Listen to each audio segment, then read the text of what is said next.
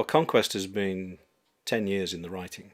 Um, Obviously, I had a full-time job for most of that time, and therefore had to fit Conquest in around my professional work. So it's taken a while.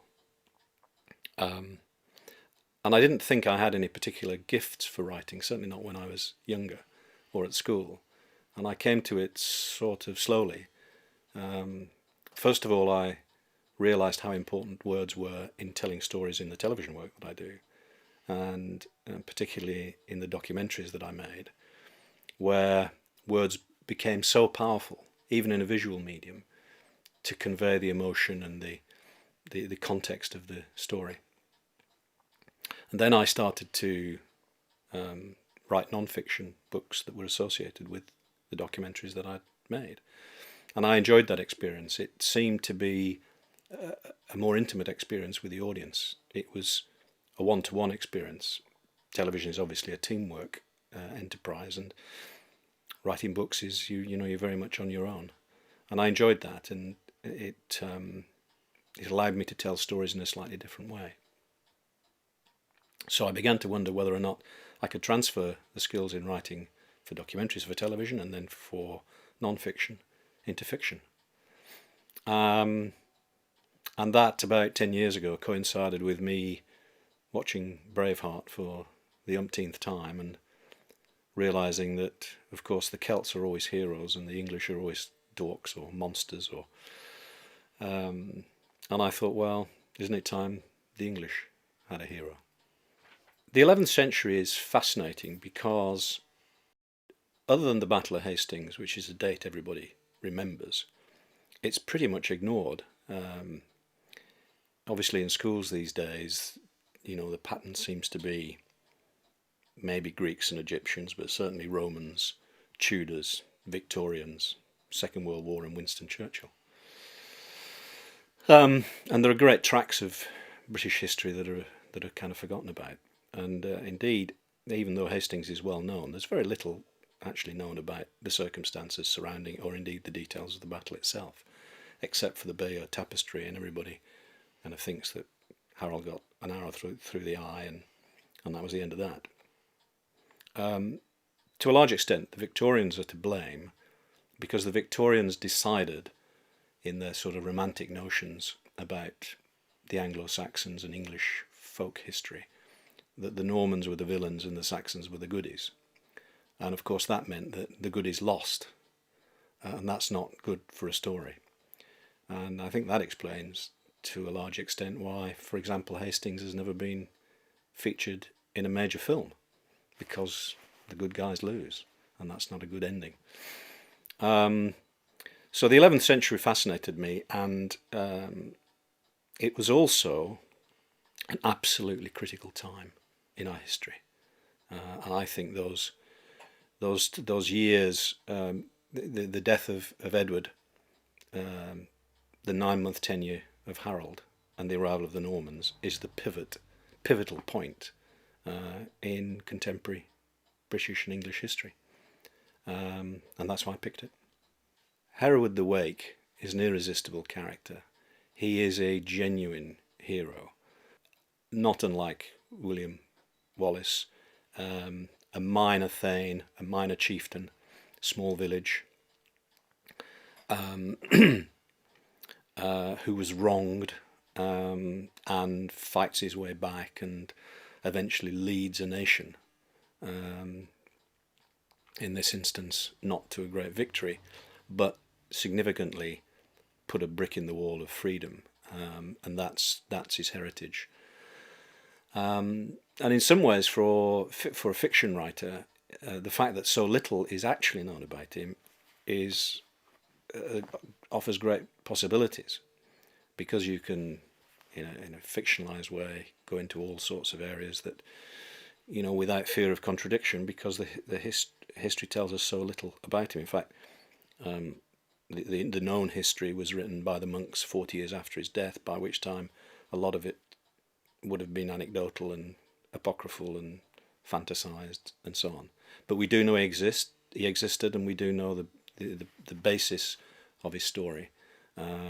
and so I've built on that and built his life around the events that we know about.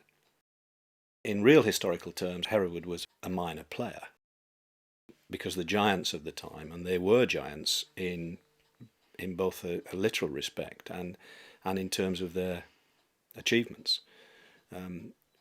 They were all three protagonists around 1066 were physical giants.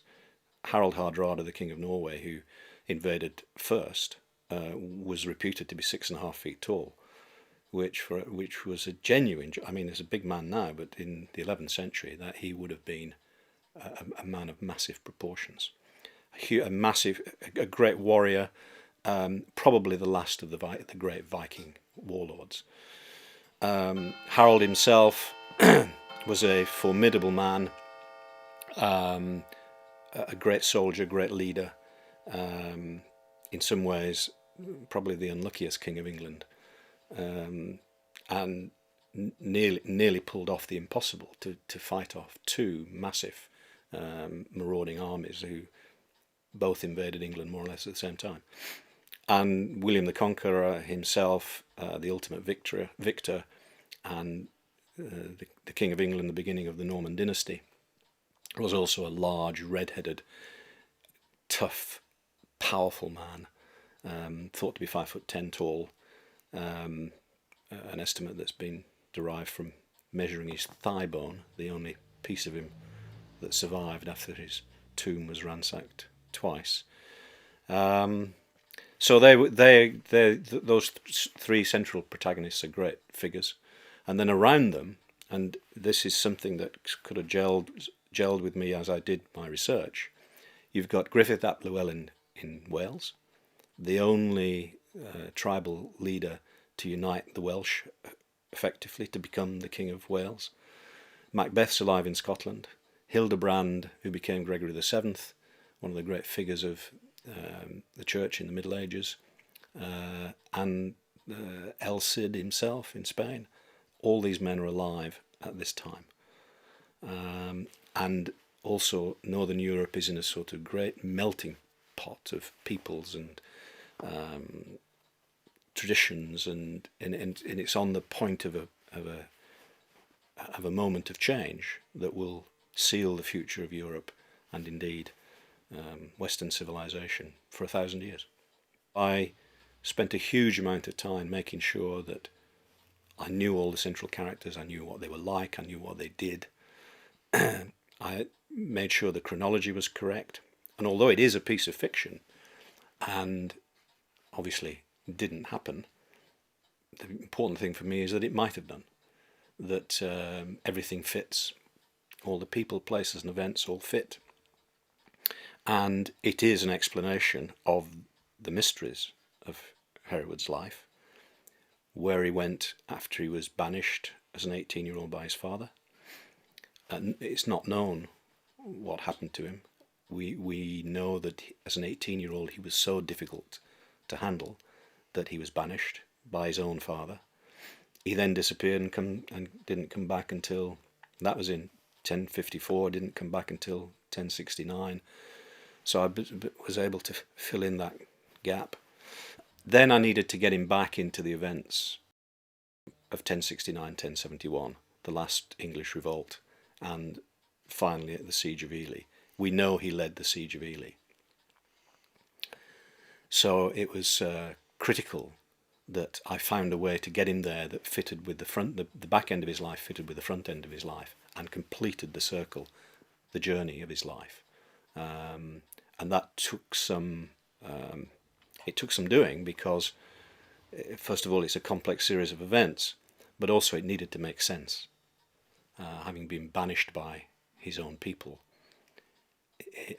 I needed to find a logical explanation as to why he would end up leading his own people, the very people who banished him, and fit that in with the history as well. I think I've visited all the places that feature in the book. I also went to Bourne and East Anglia to get a sense, to Ely to get a sense of what they were like, to Hastings, of course. And there is a significant part of the book set in the north of England, because the revolt of the English in 1069 led to the harrying of the north, which was effectively systematic genocide of the northern earldoms, and that's a part of the world that I know well. So I was able to capture that, I think. But everything else was from secondary sources. In other words, major historical books of the time, and also the 3 or 4 quite good books that have been written about Hereward by historians, a couple of them East Anglian historians, who've tried to piece together the story of his life, and they were hugely important sources because they also have been trying to get a picture of what he was like.